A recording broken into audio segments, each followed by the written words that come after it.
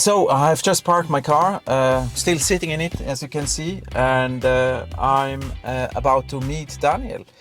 He's an innovation specialist in a corporate environment at AXA Switzerland. He's going to talk about that, obviously, after that in our podcast.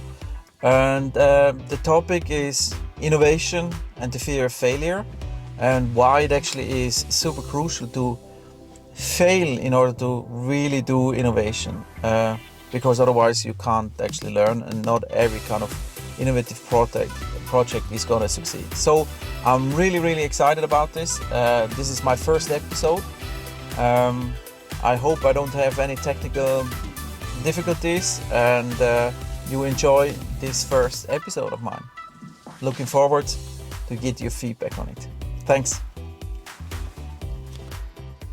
So, Daniel, fantastic that we actually made it. It's Monday morning, early morning. It's really bad weather, lousy weather, but we are in a cozy space at your company, at AXA, and we are recording a podcast about failure or innovation and failure. Welcome, first of all. Thank you very much. Happy to be here. Yeah, and for those who want to know, we are actually talking English, despite the fact that we're both Swiss. The reason for that is that we want to make it available, what we have, the insights we share for more than just Swiss German-speaking people. So please excuse our Swiss pronunciations in English, which happens obviously from time to time. But fantastic that we actually made this before Christmas. I know you have a super busy schedule.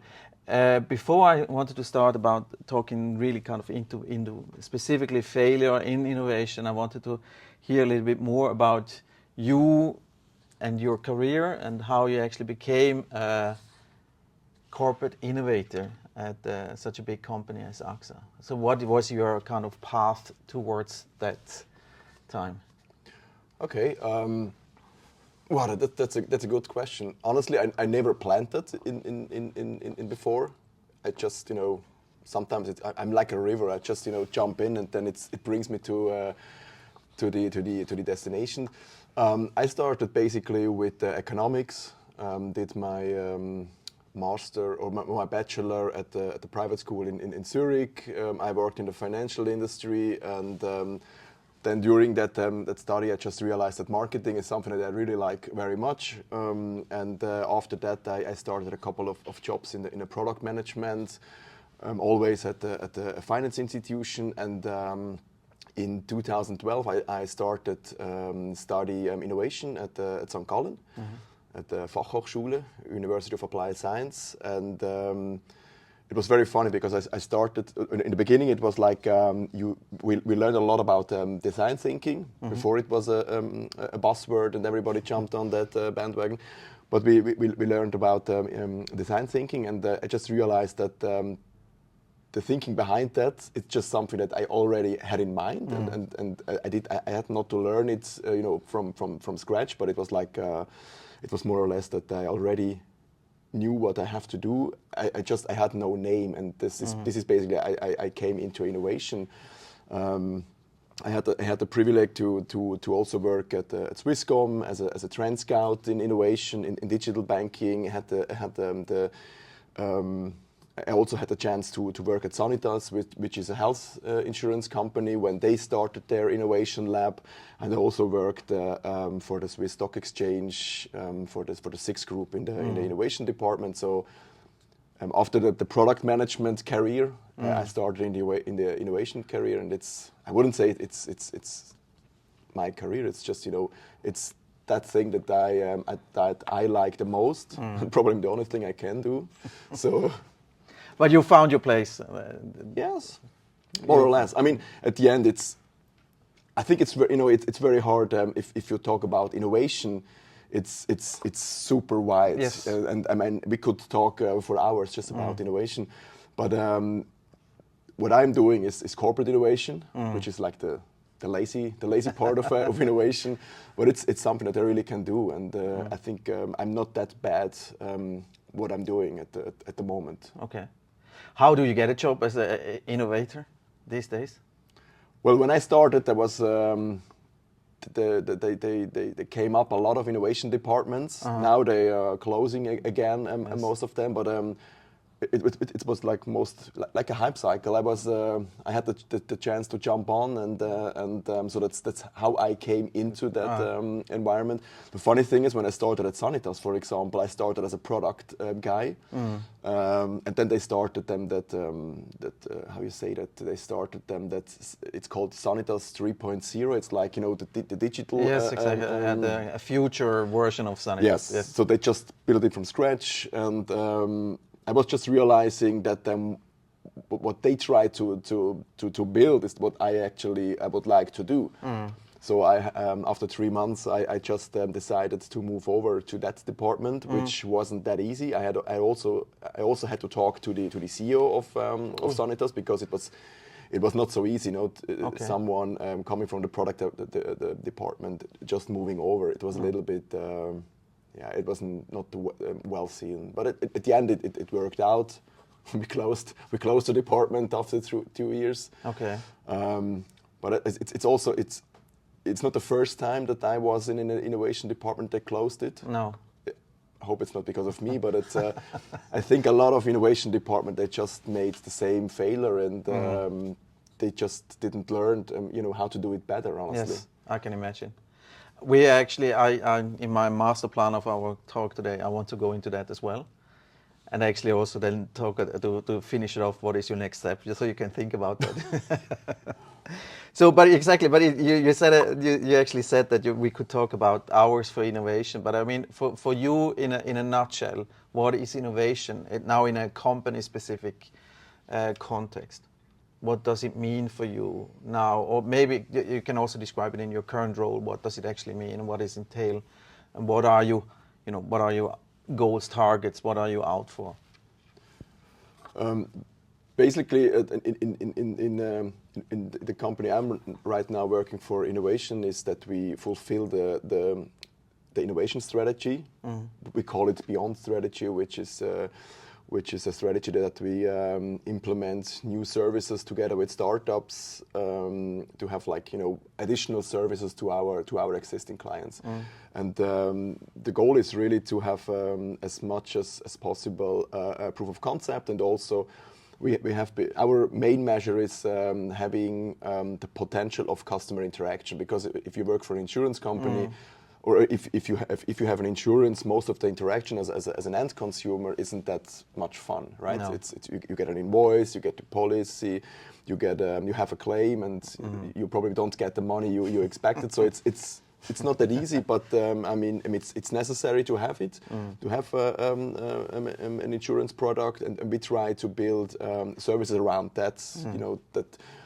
Also to have a little bit of a stickiness, that we can keep our existing clients, that we can attract new clients, and this is basically what we have to do: bring that services in place, learn a lot about that services. We have a stage gate process in terms of innovation, and this is basically our goal that we trying to fulfill from year to year. And as I said before, a lot of innovation departments have been already closed. Our innovation department exists since, I think, 8-9 years, so still in success. We changed, or we adapted our goals, we adapted our strategy, but by the end we still exist, and I think this is a huge success. Also for my boss, she's really doing a great job. Always anticipate the changes in advance. That's better than. Yes. See what happens afterwards. So, but in terms of the goals, so is there? I think in a corporate you always have figures, right? In the end, to be kind of accountable or whatever. So, do you have? And I think, and that's exactly why we're talking today about innovation, because innovate means that you need to be able to fail as well. For me, the question is then okay. So, what are the kind of the measurements there? How what is a successful innovation team doing in that context? Honestly, I think we are not that innovative in that sense. For us, it is a success if we bring that proof of concept through the process. We don't see. I think we should change that a little bit. That we also see the failure as a success, and this is basically all we talk about today, right? Yes. Everybody says, hey, in the States, it's very, or in the Anglo-Saxon region, it's very easy, that, you know, learn fast, fail fast, and so on. But I think it's not just, it's not so easy adaptable to Europe, because our mindset is, it's just different. And I'm working in an insurance company, you know. The risk is always it's our main attitude. So it's not so easy to change that from today to tomorrow. But I think we make a little progress on that, and yeah. But so you don't have actual figures set out. We have actual figures, but honestly, I think it's more or less for the management. Yes, you know, having like 6, 7, 8 POCs per year, it doesn't mean anything. I mean, everybody. No, exactly. Everybody could do that easily, but what you get out, you know, how you engage the rest of the company. I think this is very important. Not just you know, talk a lot with the startups and bring the proof of concept to life. It's also that we always have the rest of the company, the guys who work for the insurance products, and the guys, they have its own P&L. I think it's very important to them to have them on board as well. Yes. But I think our thing is really it's for the management, that we have the measurements, and yeah, we are working on that to adapt. So, and now we're getting a little bit into that. So we have the framework that you're kind of working in, and you have a number of POCs that you kind of aim for. Let's put it that way. It's a softer way of what did you aim for, that you think that. So you define an area that you want to focus in, that you want to dig and see if you can actually create something. And exactly, innovation means that you also have to fail, or it should actually fail, right? We have been talking about that beforehand already a couple of times. So what is the key learning for you and for your team in that context when you talk about, okay, now we're picking something up that you think that might be interesting, there's a story behind it. What is your kind of expectation going in? Well, at the moment, is bring that expectation to life. This is basically what we're trying to solve. But as I said before, I think it shouldn't be the only thing that we're trying to reach. No.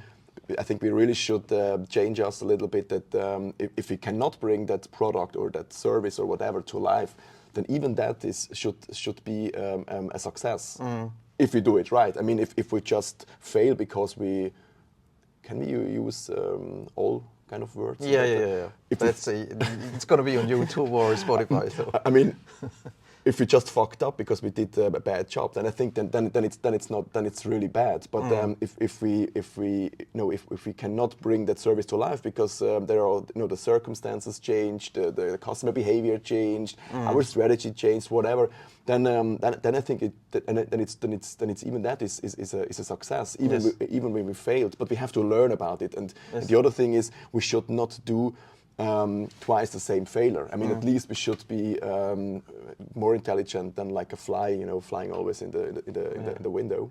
So kind of continuously improving. Yes, I think this is very important. But I think we are not that bad in that sense. But sometimes we could be better, probably.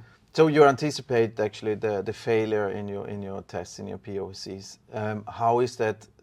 And I want to go then afterwards. Okay, do you have a structured way of learning? But before, I mean, I think it's especially if you start a new company, for example, as your own, and you think you have an innovative idea, and then if you all look and watch all the kind of YouTube videos and advice on LinkedIn and all the time, it's grind ahead, you know, never give up and stuff like that. But that's not really the case here, right? Because because you go in, we're picking on something up, and the idea is, okay, can we do something with that, or can we fail? Do you think that has an influence on the success of these kind of things? That you don't, you know, that maybe you don't spend as much time grinding, or is it more? Or should you actually even be grinding? I think that's kind of also a question that I had in mind, actually, when I drove here. Hard to say, honestly. I think the beginning, it's very very important. But my learning is over the years is you have to focus. And as you mentioned before, we are really doing corporate innovation. I think it's really a safe place, which probably also shouldn't be. When we don't succeed or when we don't reach our goals, nothing happens. No. Maybe that should also change a little, but it's very hard. But then it's always which people for that team you would like to attract. And at the end, my contract is still for the insurance company. It's not that I have my own contract or something like this. It's I think corporate innovation is really different. It's also not comparable to when you start a startup, because then you have really the risk, right? Yes. So that comes to what I think what our most important asset is basically that we are like a translation or a translator for the company, because we try to understand the startup, and then we are trying to understand the company, not in its details, but we're trying to figure out what are the key elements of that, and then we're trying to bring these two parties together. Yes. And I think this is basically, one of our biggest assets that we have. Okay. We are also like the single point of contact for the startups, and we're trying to help them to connect to the right people within the company. And this is very different if you compare that to a smaller company or even to a startup, because then even that you have a couple of money, you're burning money all the time, and when the money is when all the money is burned, then you don't have anything, and this is a little bit different in our approach. Exactly. So coming back to the failure part, so obviously most of, not all of the kind of the cool great ideas actually work, and failure is anticipated as well. Do you have first of all, how is the team handling that, or the responsible?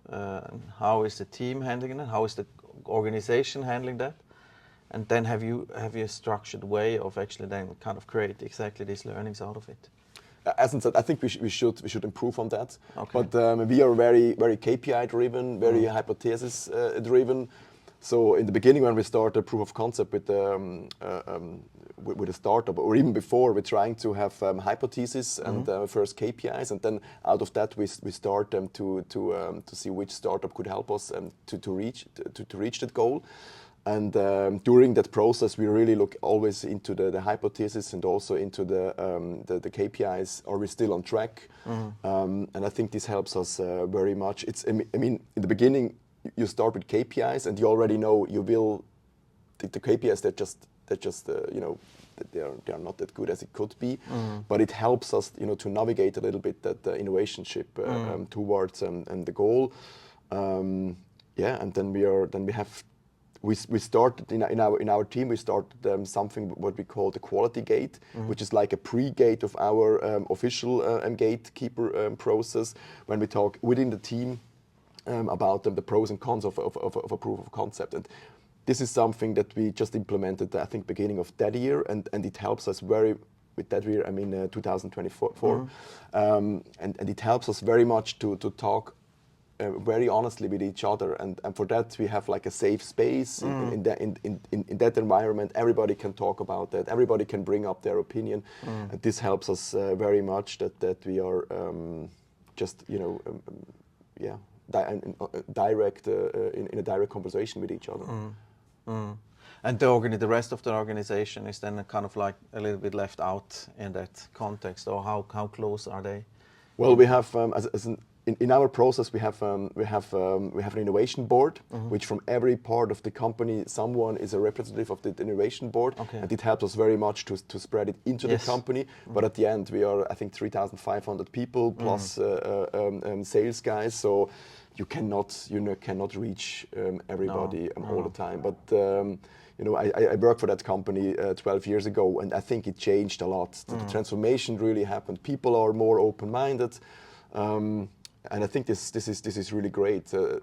Everybody tries to reach the same goals, and we are like the facilitator of innovation. So this helps very much. But I think we're still far away that we really celebrate a failure. I think we had in the past fuck up nights and so on. But I'm not so much a supporter of that. I think it's not I think we should not just celebrating it. We should learn out of it, Yes. and sometimes there are smaller things or bigger things, and I think it's for me it's like it's an attitude by myself that trying to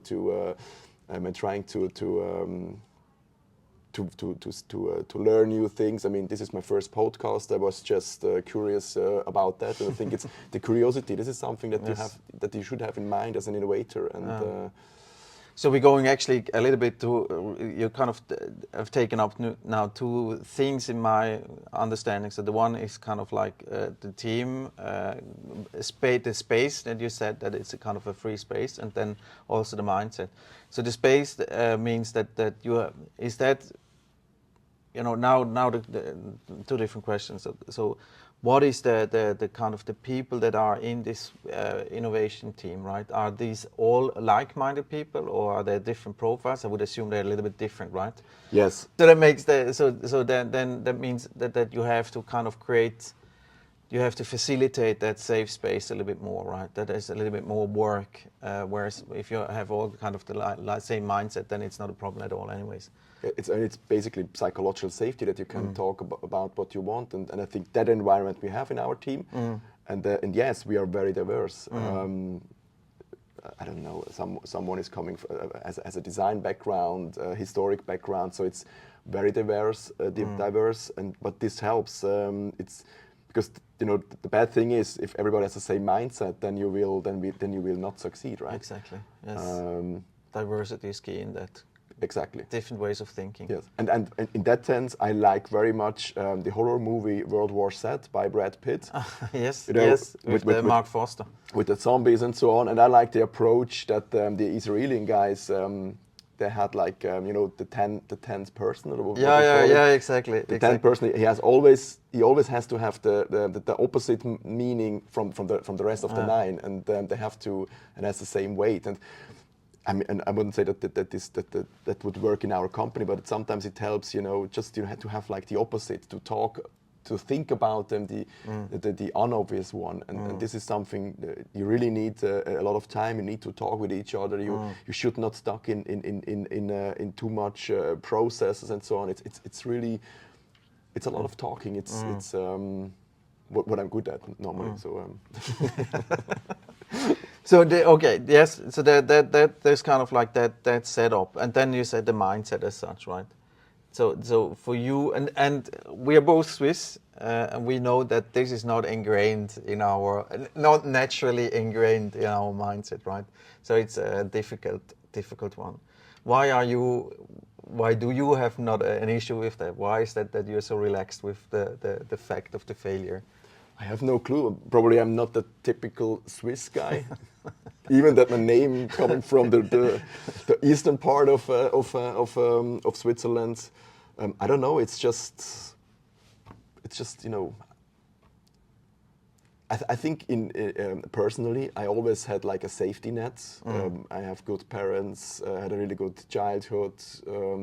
Good friends. I always know if something happens, there's like a net that I will not, a safety net. A safety net. I think this helps very much in that kind. But I don't know. It's just I'm just very curious. I like to learn new things, and if I fail, then I failed, and it's I don't know. It's just not a big deal. But this is not really Swiss. Honestly, right? We know that. I mean, that's kind of the experience. We're quite and here I'm kind of. I would also say I'm not really typical Swiss, to be honest, right? I think for those who know me a little bit, probably more Swedish in my heart, at least. And that's the interesting thing is the topics that you now raised is actually the company I'm supporting just now on my daily normal kind of work hours. is actually having that naturally, this kind of open discussion, this open kind of communication, that there is that everything is allowed. And I had difficulties in the beginning with that, and I sometimes still have, because everybody can contribute, whether they are kind of really in a position to be able to do that or not. So that's kind of a balancing act. And the other thing is really, it's really a safe space. You can't do anything wrong. But I'm still struggling with that. So for me, it's not easy with that, but I like the way of thinking, at least. So the failure part is something I think everybody wants to be perfect, be successful, and failure somehow doesn't actually kind of really fit into that, I think, right? Yeah, probably yes. I mean, I think it's all. Maybe there's also something to do with getting older, getting wiser. Yeah, maybe. Because I mean, when we talk about failure or safety plays or whatever, I mean, at the end we still have to see if I fuck up in my job. Nobody gets killed. No. It's what kind of perspective do you have? I'm not there to fail, but at the end, if I fail, hey, come on, then it's maybe we lose some money. It's not good. I know that, but it's not that I'm not a heart surgeon that when I fuck up that someone dies, right? So it's always, I think it's a little bit of the perspective as well. And sometimes when we have talks in our team, then really someone says, hey, come on, guys. It's not that we do heart surgery. We talk with startups. We do kind of service innovation for an insurance company. It's not more, but it's not less. It's that as it is, and I think this helps sometimes very very much. But again, I mean, it also if you have old people like we are or people like I am. If you have only people like that in your company, then it's also not, then it's also a problem, or in your team, then it's also a problem because everybody runs in the same direction. Yes. Like I don't know, what was the name with the Ritter der Kokosnuss, Monty Python? Everybody's running in the same direction. Exactly. Yeah. We're too Swiss. We don't know that in English, right? Yeah.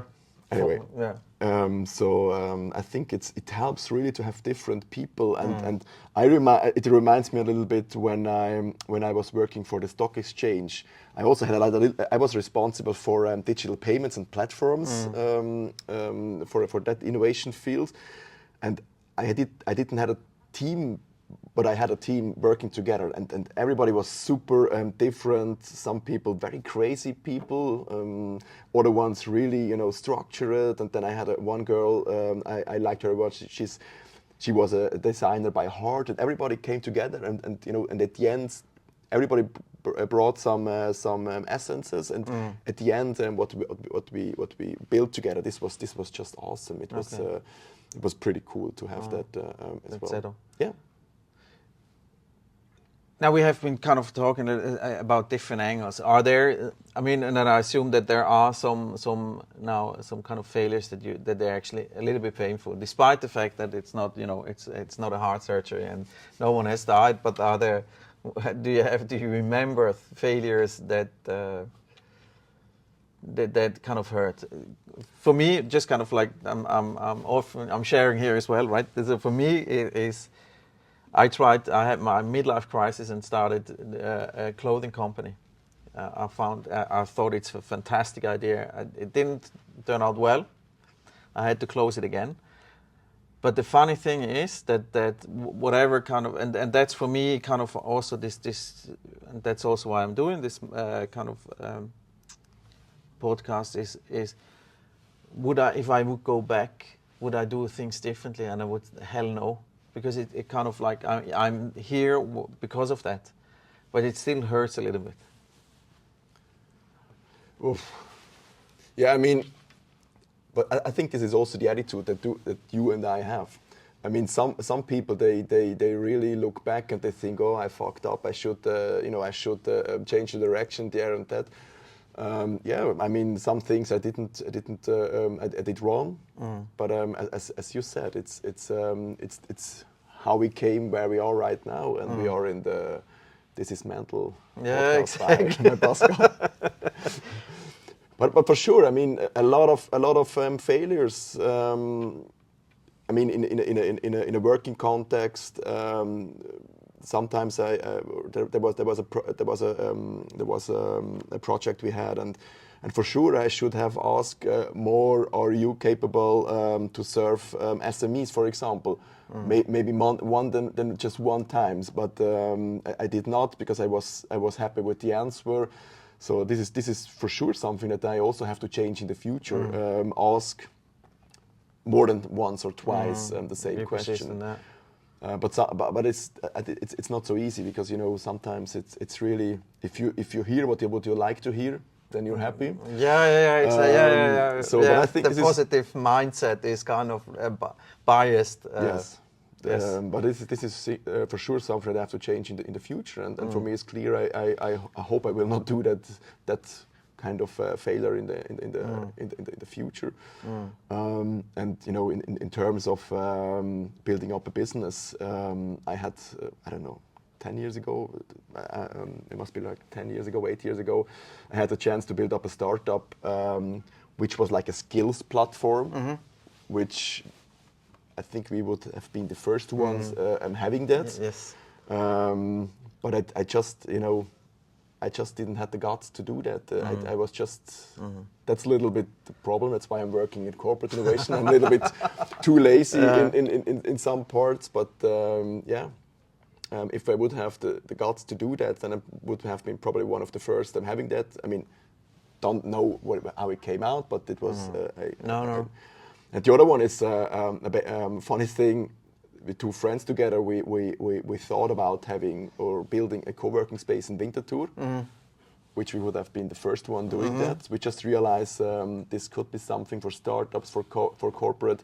We already had a chance to visit one very nice building close to Perry O'Brien's, which probably would also kill our livers, but anyway.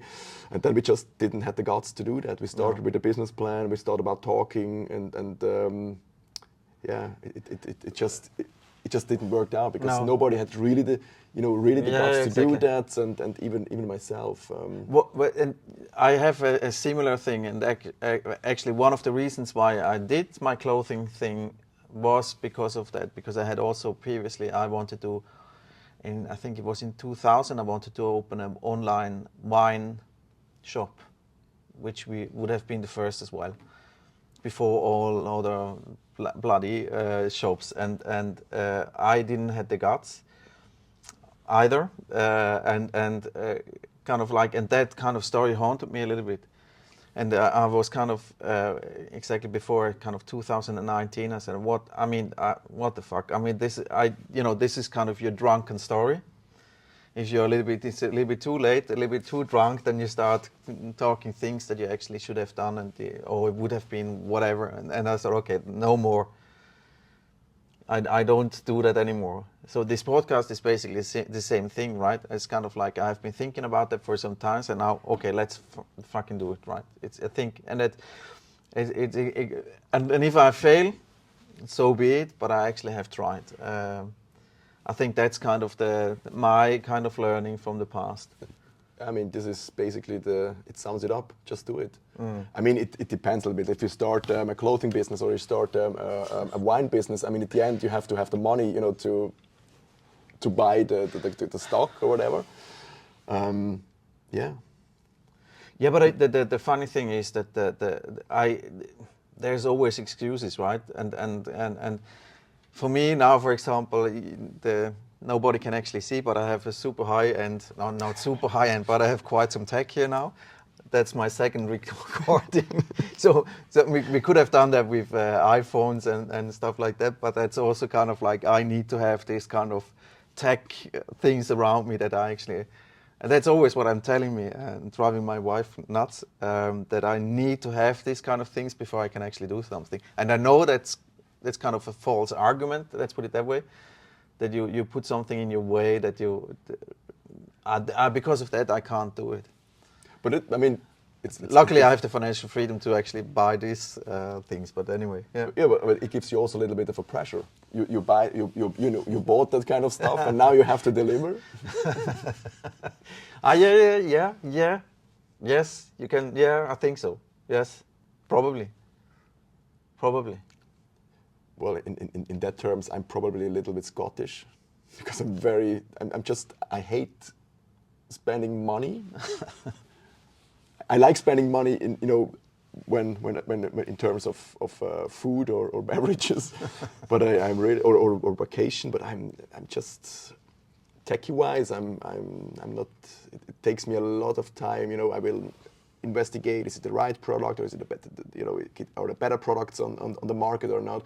For a laptop I bought from my studies, I think it took me half a year just to. After half a year, that product is already old. Again, Investigate for another one, but it's sometimes I'm just doing things out of the guts, But for that, YouTube is fantastic, no? Yeah, but I'm really old school. I like to read. I'm okay. As I said, it's my second podcast. The first podcast I just listened to is from Joko Winterscheid, which is a funny guy, and but I just did it because I had to listen at least to one podcast before I talked with you. And I like to read. I hate to listen. Okay. I'm really, if I use WhatsApp, it's really I'm typing, and I hate if people talk voice messages. Yeah, that's the worst. That's but, we agree. I don't know why. It's Yeah. My daughter is, she's 10 years old. She's different. I have a friend of mine from Düsseldorf. He sends me 5-6 minutes speeches. But the good thing is on WhatsApp you can speed up, right? You can make it 1.5 faster or twice faster than what he said.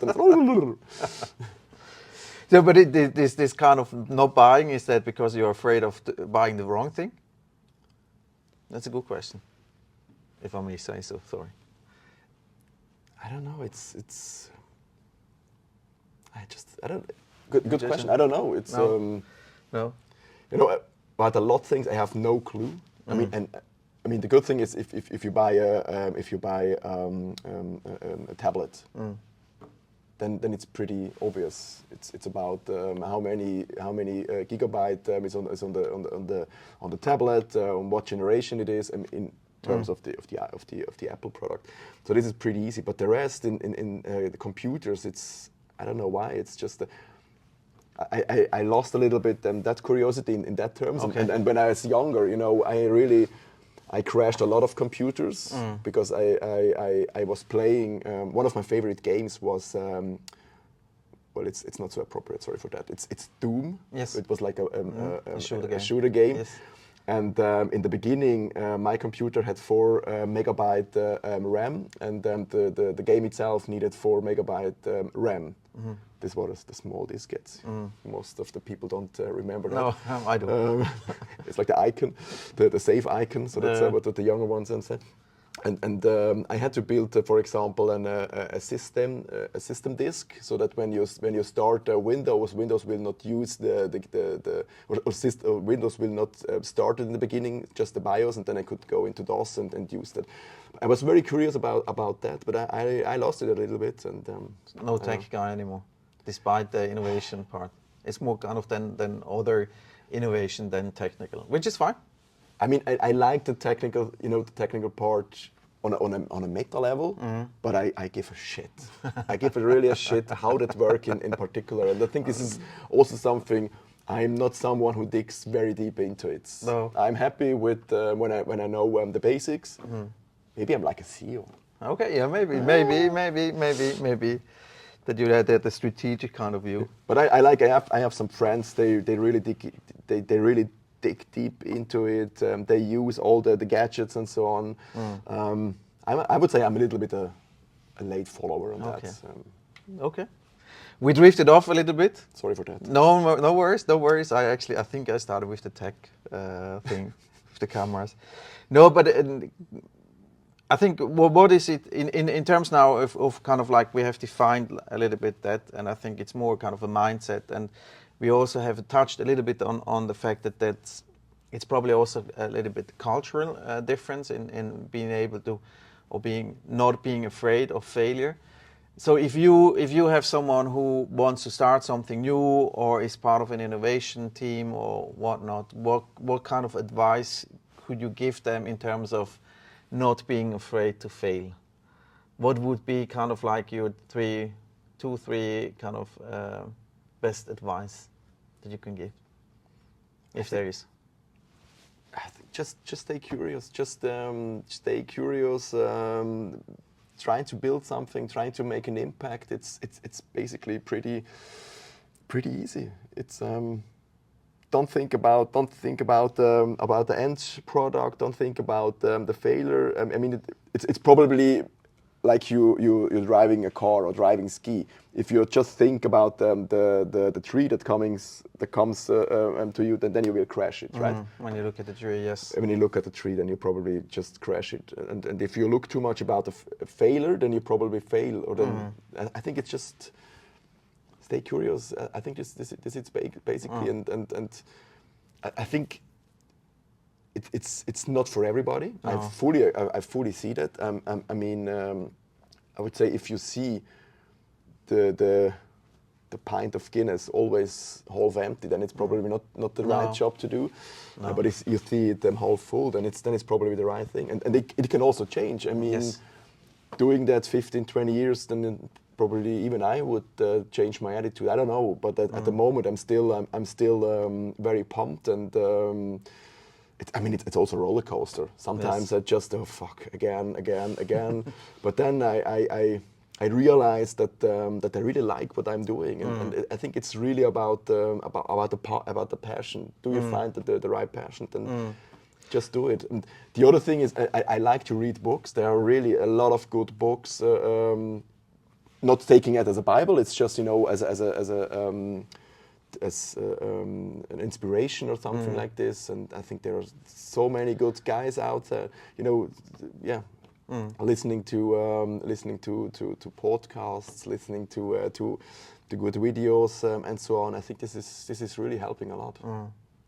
And then I mean also luck. You need to be. You need a bit lucky to have a corporate job like this, because they aren't that much. But you could also do that in private. I mean, I never had the whole freedom to do what I'd like to do. I always had a strategy. I had a focus, which is good. But I started, for example, a lot of things on a private level. I was, for example, responsible for Swiss baseball. For all the national teams, and I started together with my brother-in-law our own tournament in Zurich, because we just realized we need our own tournament so we can earn money. We have like a place for potential sponsors that they can place their advertising and so on. And this is in terms of that in the Swiss baseball space. I did a lot. What I couldn't do on a work level. So you were kind of trying behind the scenes on the side a little bit. Yeah, because it was it was really what in Swiss German we call it Miliz system, right? Yeah. So all the we have to do everything by ourselves because there was nobody there, and so I like to do that. And I mean, at the end, the tournament in the beginning, there have been 6 teams from all over the world, from Team Venezuela, Dominicano, even an American team came in the first tournament, and it was just great to have all that people on board. And financially, we succeeded. We had we could use that money to finance some things for the national teams, and it was always fun. So I drifted again. Yeah, no, that's okay. That's okay. No, because what I thought as well about is kind of like, and that kind of stuck quite heavily with me. Put it in perspective, what you're actually doing, and if something is going wrong as well. I think that's probably. You get. I have the tendency to get kind of. I dig myself into a rabbit hole, and then you kind of just see the walls closing in.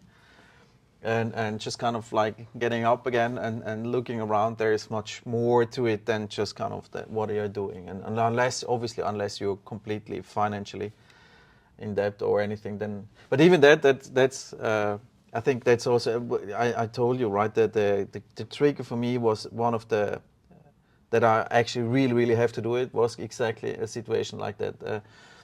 A story of now a super successful entrepreneur who told me that he was, I think, before even becoming 30, he had a debt of 500,000 Swiss franc. No home anymore, kind of homeless, just a car and a dog. And then he called his mom, completely devastated. And his mom was super calm and just said, "You're gonna solve this, no problem at all." Yeah, they told me that. And I think that's kind of like as well, that kind of putting things into perspective and not just kind of lose it all. But even there, it's like a safety net. The mother was there. She helped him, not financially, but she helped him emotional and said, "Hey, exactly. you will do that. I know that you can do that." So then we have a separate thing then as well. We have identified now. So it's not only the mindset and the team, kind of the space, but you need to have some kind of mentor, some people around you probably as well. Yeah, that help you. This is something I didn't have. No, that's actually quite because I cannot listen to people. It's actually quite an interesting aspect. I'm going to interview Niklas, who you know as well. He's a jet pilot and a serial entrepreneur as well. And the interesting thing is that he has always had friends who had an entrepreneurial mindset as well.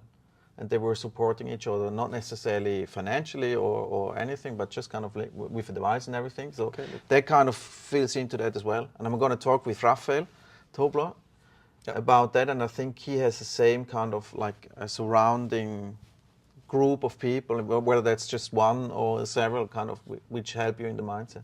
I think this is, I mean, I honestly didn't, I think I don't have that. Probably my brother-in-law. I just want to say that's probably your... But I don't have that many. No. Yeah, I think it helps very much, but I think you really need people that are pretty honest, right? Mm-hmm. If you have someone just that tells you what you would like to hear, then it's...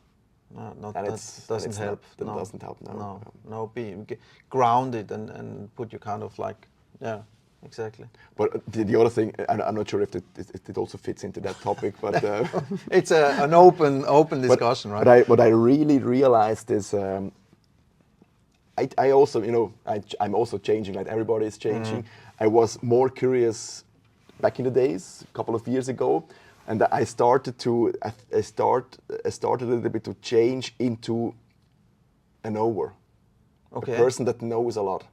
This is something I hate, honestly, about myself, because then you have a discussion in the team, and then someone tells something, and say, "Yeah, I already know."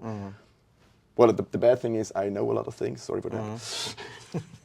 But it's really something that bothers me, because I would love to be more, listening to the people and not knowing always the answer. But it's super hard. Even in a corporate context, you always should know the answer. And sometimes, sorry, I have no opinion. I have no answer. That it is as it is. I think there's, for me, in my normal job, I'm in sales, so I have kind of two takes on that. I think first of all, what you think, it's not, that known is kind of experience, which I think is super important and gives you also kind of like the calm a little bit and okay, let's, put it into perspective, not only in kind of like the overall perspective, but also how could we deal with a situation and so on, so forth. But the other thing is as well that because of that, you have seen many different things, and then you understand also kind of what kind of are the possible different outcomes, which I think is quite important. But obviously, exactly what is difficult is kind of if you have someone who is not that experienced, and that you kind of shut them down, and I see that. There was it's a short story. One of my team members, she was at the Innovation Forum in Basel, and then she came back and said, "Hey, this is this cool thing, quantum computing." And I was a little bit harsh and really unfriendly, but to be honest, I just said, "Yeah, since the 50s we know about that. It's just that the computer getting better and better. Yeah, and exactly. So this was not my very empathic Daniel. Yeah, that's okay. I think it's we're not supposed to be perfect, and we can be, as long as you kind of realize, and then, which is okay. I think this is the good thing about human being. We are not perfect. No, we shouldn't be. Where we are far Yes. away from being perfect. Yes. So to kind of close it off now, so we have also gotten a few tips on how you actually can get into the mindset, and what we should think and read, obviously, and listen and watch. Would be cool if you could give me some specific that I can actually add into description, and some suggestion of your best books that you would prefer, if you want to. Oh yeah, you don't have to, but if you want to. Do we get any money out of that? You know, I haven't, not just yet, probably not just yet, but maybe. No, and then the other thing is like, so what is your kind of, what's the next thing? What is your kind of like, do you want to continue doing that now for the next couple of years? And then what is your kind of vision? Where do you want to go? Do you want to do something on your own? Do you want to go follow your brother-in-law? Is it brother-in-law? Schwager. Yeah, he's actually not a brother-in-law. He's in Swiss German we call it Schwibschwager, which is an unofficial word, I think. Okay. It's the brother. He's not actually the brother-in-law. Not even that. Okay. Because his wife is she's the sister of my wife. So she's. Okay. So okay, yes. But anyway, it's family, and yeah. So that he's in a VC setup, right? Yes, he's Quantum Basel, and is that something you could think of doing, or is it not enticing? Honestly, I thought a lot about venture capitalism because I think it's the hot new shit, but I have no clue about that. So in German we say "Schuster bleibt bei deiner Leisten." No, I have really no clue. In the last couple of weeks, there was an opportunity I missed, but it's okay. It is as it is. And it triggered me a little bit that I would like to. I think I'm right now at the position that I would like to start a study or something like this. There was a cool school, Singularity University in California, which is a lot about the future. It's about technologies, and I think well. I didn't get the go from my wife. She said it's a bit too far away and too expensive, but I will figure out an alternative on that. And I think I would love to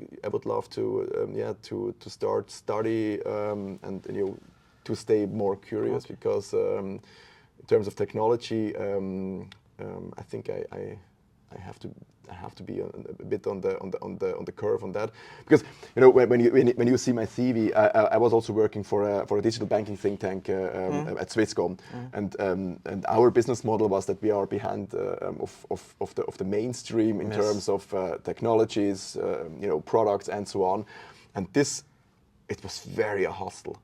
Because everybody has the newsletters. Everybody thinks he knows what happens. There's this nice sentence that you are overnewsed but underinformed. So a lot of people, they think they know how the cookie crumbles, but they're far away on that. And it really I didn't like that, because I always had to be. I felt this pressure that I always have to be in a front runner on technologies and so on. So after when I quit that job, I just brought it a little bit down. That's why that I'm not that much into technology at the moment. But I would like to. I would like to dig more and deeper into it. I think there are so huge and cool things. I mean, 10-year-old daughter, she's using ChatGPT, to do whatever she's doing. She's using apps and tools to do videos and so on. And I think I would love to, just as an inspiration also, and not getting too much lazy. I'm trying. I would love to learn new things. For example, I just had a Spanish class by beginning of that year. Just to be a little bit outside of my comfort zone, and I would like to work on that as well. Okay. That sounds really interesting, and I hope I'll stay close to see whatever it's going to be. It was a real pleasure, Daniel. Thank you very much. Thank you for the invitation, Pascal. Next time we shouldn't do it in the morning. Okay. I know I was the bottleneck in terms of time, but you have to know. In Pascal and I, when we talked about that, the first idea was that we will have a Negroni at 3 o'clock in the evening. Or it would have worked for me. It would have worked for me. So next time, yes. Next time. Okay. Thank you very much. Thank you. So the sun is shining, and I actually have just finished editing my first video podcast, which I will now actually export and make ready for tomorrow, which is super exciting. Takeouts for me from this session is, first of all, I'm super impressed about Daniel and his ability and kind of the relaxed attitude, right? He's seeing failure as just a natural part of innovation, and that he really wants to learn. He's not even afraid of, making internal mistakes, processing wise within a big corporate, and that is part of the learning curve. So that I think is really kind of admirable. Also the fact that because they're an innovation team, that for him it's also super important to actually create an environment of trust, so that nobody is afraid to, first of all, fail, obviously, but then also openly talk about it and address it, which I think is also really, really important and shouldn't actually be just applied in innovation teams. That should be applied all over the place. Should be a standard. So these super two cool takeaways. You obviously could hear that he's not really afraid of failure. Probably never is. Extremely relaxed compared to me, and really charming personality. I really like him a lot, and it was a super pleasure for me to talk to him. And honestly, his curiosity has really kind of rubbed off to me, because it's really kind of interesting to see that he's so keen and wants to learn new things, small things, and I think we should all aspire to that. So this was my first episode. Hope you liked it, hope you enjoyed it. Give me feedback, be harsh, not too harsh. But this was my first one, then there's more to come. Thank you for listening in, watching, and see you in the next one.